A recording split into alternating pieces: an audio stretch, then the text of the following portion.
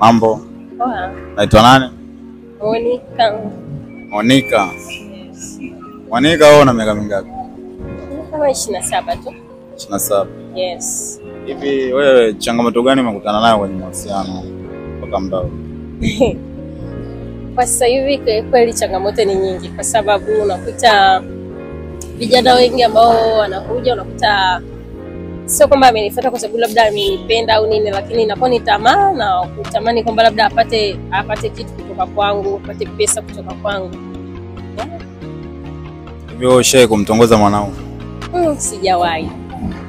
Kwa nini? Yani huyo mwanaume kumtongoza mimi inabidi hapa kwenye akili yake awe vizuri sana, kwa sababu ndio kitu pekee ambacho naona kitanivutia kwa mwanaume zaidi kuliko kitu chochote ambacho anacho. Kitu gani unakiangalia kwa mwanaume kabla hamjaingia kwenye mahusiano? Naangalia vitu vingi kama vitatu hivi. Cha kwanza naangalia imani yake, kama anampenda Mungu, ana hofu ya Mungu. Cha pili naangalia akili yake, kama ana maono. Cha tatu naangalia utendaji, kwa sababu hakuna haja kuwa na maono afa una utendaji. Hivyo. Kwa wanaume ambao hataki kufanya kazi, anapenda kulelea, unawaambia nini? Sasa hivi wako wengi sana. Yaani wako wengi mpaka wapo wengi tena. Alafu ukikutana naye hivi huwezi kumzania. Unakuta mtu yuko smart. Unakuta kabisa unaweza ukasema hapa maisha niliyapatia. Kumbe umepatikana na sio kwamba labda umepatia maisha. Wapo wanaume ambao hawafanyi kazi.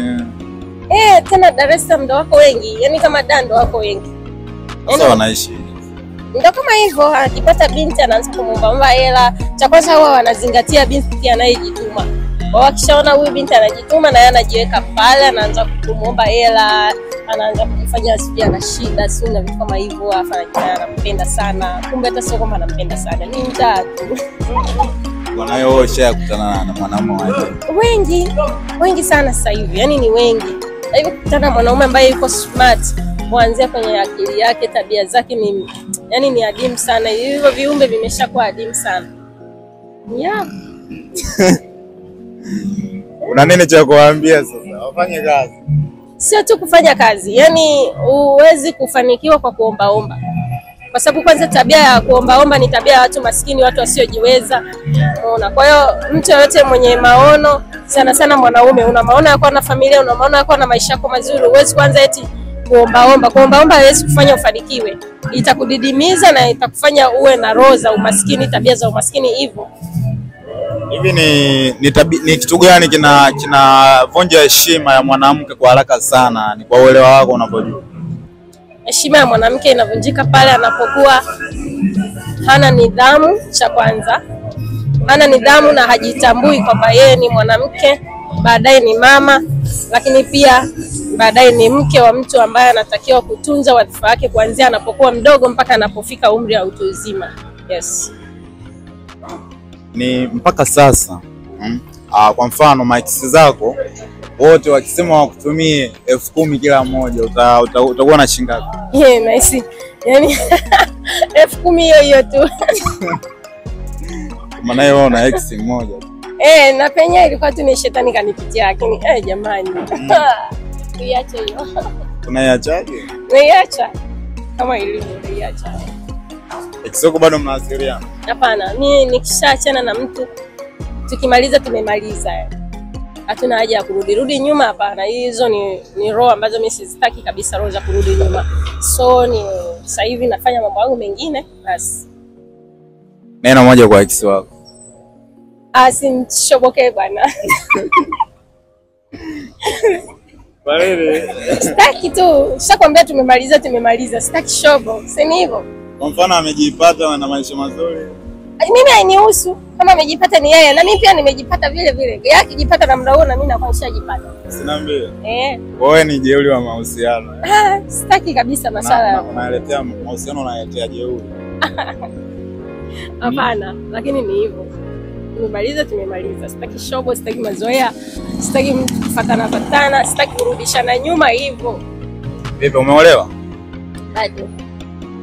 Kwa nini? Ni kitu ambacho kipo na sina haraka nacho, kwa sababu ndoa ni haki yangu na sio kitu ambacho mimi nakiforce. Ni kitu ambacho kipo na lazima kitatokea, sina wasiwasi kuhusu. mwanaume atakayekuja kukuoa awe na vigezo gani? Ni kama vile nilivyokutajia mara ya kwanza, vitatu. Vipi, nishasahau, nikumbushe. Si lazima awe na hofu ya Mungu jamani. Awe mcha Mungu, awe na hofu ya Mungu. Awe na maono na awe anayatenda, sio kwamba ana maono tu alafu hajui hata aanzie wapi wala amalizie wapi. Kuhusu pesa? Pesa inakuja baada ya kuwa na maono na unayafanyia kazi. Pesa lazima ije. Mwanaume ambaye ana hela ila ana maono na nini aje? Kama anayafanyia kazi aje, kwa sababu si lazima tu, yani siku zote unayemwona leo anatafuta kidogo kidogo, kesho utamkuta ana utajiri wake wa kutosha. Kwa sababu hata huyo utajiri ninayemwona leo haimaanishi ameanzia kwenye utajiri. Lazima alianza kwanza na maono, akaanza kuyafanyia kazi maono yake, baadaye akajikuta tayari na mafanikio. Hata kama hana pesa, utatumia pesa zako. Hata mimi niko kwenye maono yangu na ninayatendea kazi, kwa hiyo tutatafuta. Wewe. Na wadada ambao hataki kufanya kazi wanategemea waombe wanaume zao, na nini cha kuwaambia? Nawapa pole kwa sababu wanajichelewesha kiukweli. Sasa hivi ukiangalia dunia nzima imeamka, wanawake tu wanafanya kazi, wanafanya biashara zao, kila mtu yuko busy kwa nafasi yake. Sasa hata mwanaume mwenyewe, wanaume siku hizi akianza kuona kwamba umeanza kumuomba anajua ili omba hili. So wife material.